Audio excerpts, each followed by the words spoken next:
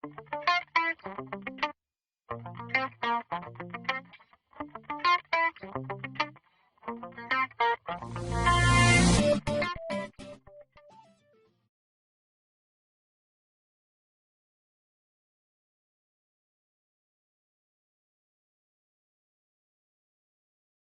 and welcome to this lecture about Chapter 5 in the book of Principles of Marketing, and Chapter 5 is related to consumer behavior. In the last lecture we discussed two types of marketing environment, and at that time we said that we have what we call it the micro environment, and we have also the macro environment. We discussed the marketing environments because as marketers we need to reach a level that we can understand all the factors that affecting the marketing process. Today also we will continue analyzing the environment, but from the consumer point of view.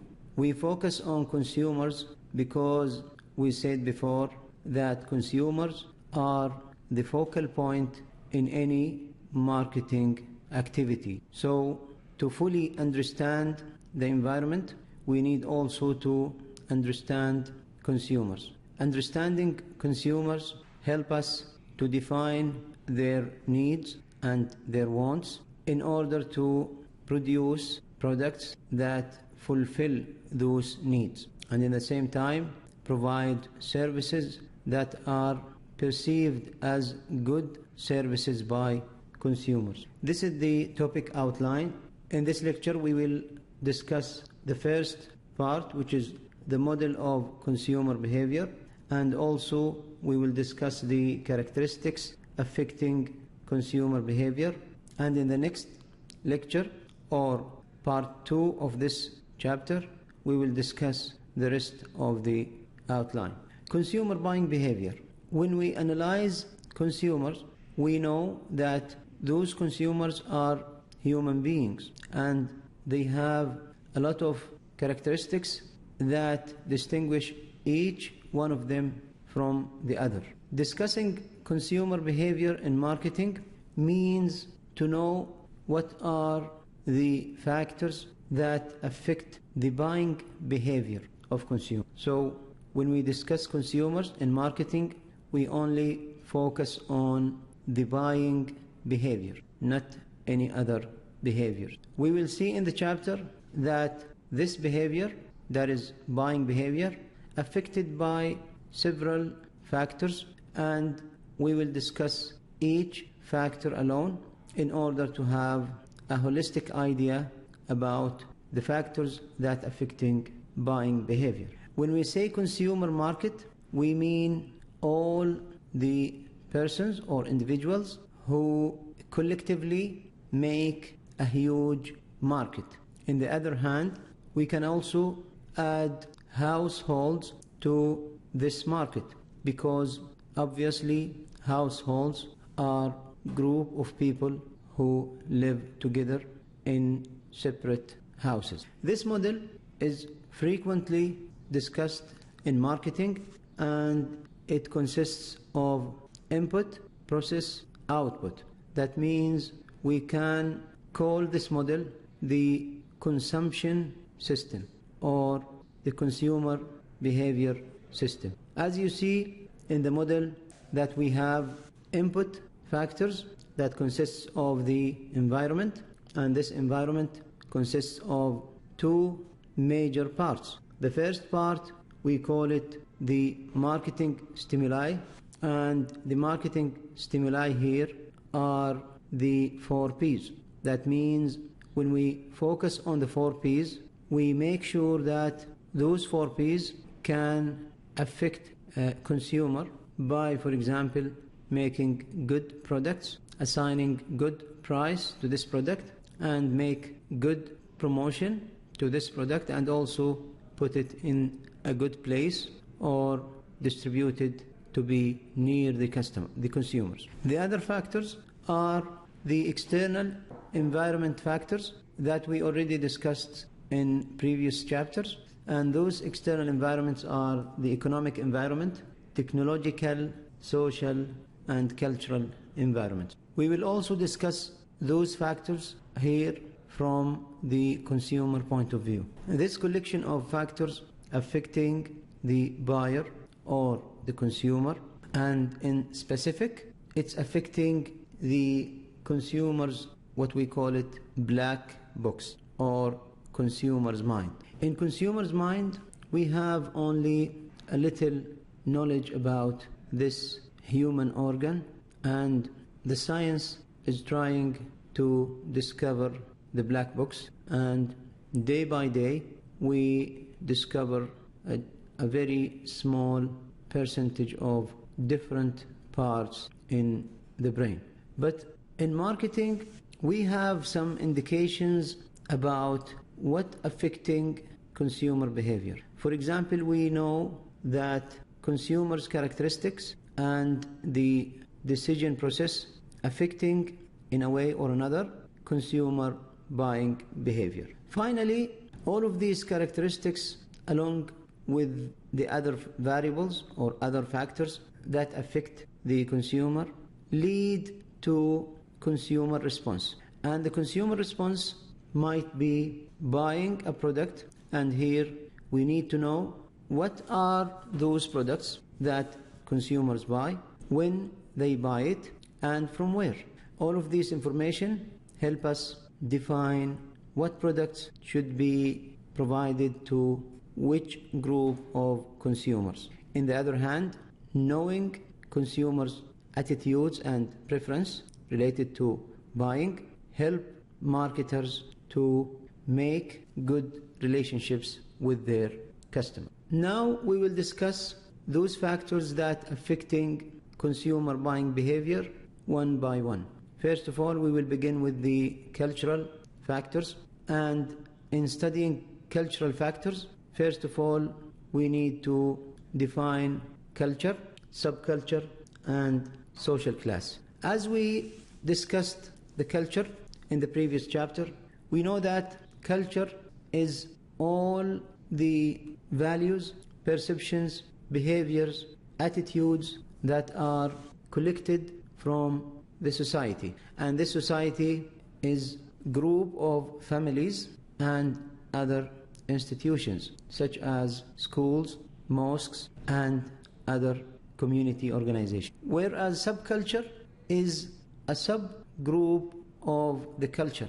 That means in one society we can find different subcultures. As an example here, we can say that in Kingdom of Saudi Arabia we have the Saudi culture, and inside this Saudi culture we have several subcultures, like for example Western subculture, or Najd subculture, or Eastern subculture. So any society collected from different subcultures. The society culture and subcultures affecting consumers. Every time when studying culture, we need to mention the famous study that was conducted by Professor Hofstede, who defined the 5 dimensions in studying any culture. Those 5 dimensions are power distance, uncertainty avoidance, individualism versus collectivism, masculinity versus femininity, and long-term versus short-term orientation. So when studying those 5 dimensions, we can decide which culture exists in which society. Professor Hofstede analyzed the Arab countries and developed the power distance index and uncertainty avoidance index for Arab countries. And as an example here, he found that the Arab countries have high score in the power distance. That means the Arab population perceive that the power distributed unequally among the population. The other findings of Professor Hofstede about the Arab countries is that the Arab population scored also high score in uncertainty avoidance. That means Arab culture tend to be risk avoidance, or we can call it risk averse. The third finding for Arab culture is that they have low score in individualism index. Means that Arab culture tend to be more collective than individual. And also Arab culture is more masculinous. Means that the woman role in Arab countries is less than the men role. Also, when we study culture, we mention the social classes, and the social classes are permanent divisions inside the society. For example, in the United States, researchers in psychology and sociology defined 7 different social classes. Those are upper classes, and upper classes consist of 2 different classes which are upper uppers, and they are only 1% from the American society, and the lower uppers, and they are only 2%. The upper are those elite individuals who live on inherited wealth. They always give charity, they own more than one house, and usually they send their children to the best schools. The lower uppers, who are only 2% of the American society, are those Americans who have earned high income or wealth through exceptional ability. The middle class, which consists of also 2 subclasses, and those 2 subclasses are upper middles, and those are the professionals or independent businessmen or women, and those people want the best things in life. The second class in middle class, which is the middle class, and this is a majority in American society. They are about 32%, and they are the average worker. Next is the working class, and working class is the majority of people inside the American society. They are around 38%. And finally, we have the lower class that consists of upper lowers and lower lowers. So this is an example of the social classes in the American society. And in Arab societies, we have also social classes, but there are only few studies that describe and define those social classes. Next is the social factors. And the social factors are the different groups that influence consumers in different ways. Those groups are the membership groups, and the membership groups, for example, the family, the friends and colleagues, those groups influence consumers directly. Second is the aspirational groups, and those groups are the groups that the individual want to be one of them.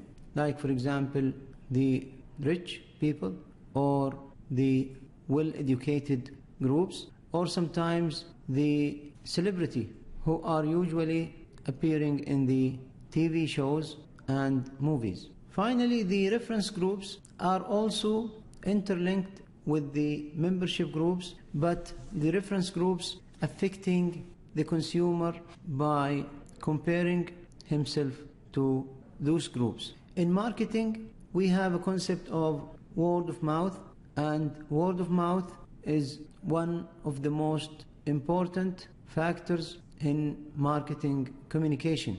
When a consumer perceives that any product is good in quality or in price, then he or she will spread this idea among his friends or relatives. In this way, a consumer might be one of the advertising channels that the company use.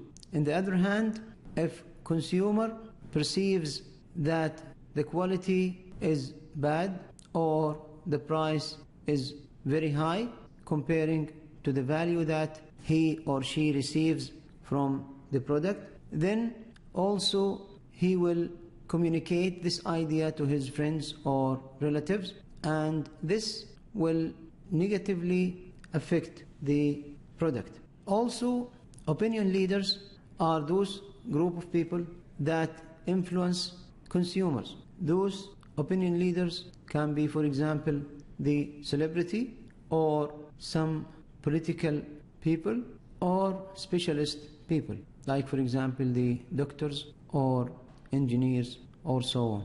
Those opinion leaders can influence the society. As an example, if they recommend a product, then their recommendation will be positively affect the product. Also, the online social networks affecting the consumers by the same thing that the word of mouth do. Most of the society use social networks like Facebook or Twitter or Instagram, and those social networks are important tools for marketing. Family also is an important influential factor that affect the consumer buying this. Also, belonging to clubs or organizations can be also good tools for marketing. As an example here, Harley Davidson, the motorbikes company, try to increase and enhance the society of motorbikers. The personal factors are also affecting consumers, so that we need also to study those personal factors in some details. Of course, different ages have different needs. When marketers know the characteristics of different ages and what are the individual needs in any age group, then they can succeed in the marketing activities. Occupation also affecting consumers. The economic situation also affecting the consumer decision making, and the economic situation consists of the personal income, savings, and interest rates. Lifestyle is a person's pattern of living as expressed in his or her psychographics. We know the lifestyle by measuring the consumer activities, interests, and opinions. Finally, the personality and self-concept. Those factors are personal factors that also affecting the consumer decision making. Personality, for example, refers to the unique psychological characteristics that lead to consistent or lasting response to the consumer environment. Some of the researchers in psychology and in personality defined 6 dimensions for personality. Those 6 dimensions are self-confidence, sociability, autonomy, defensiveness, adaptability, and aggressiveness. Through those 6 dimensions, we can classify different individuals living in the same society or different societies. Self-concept or self-image is the idea of an individual about himself.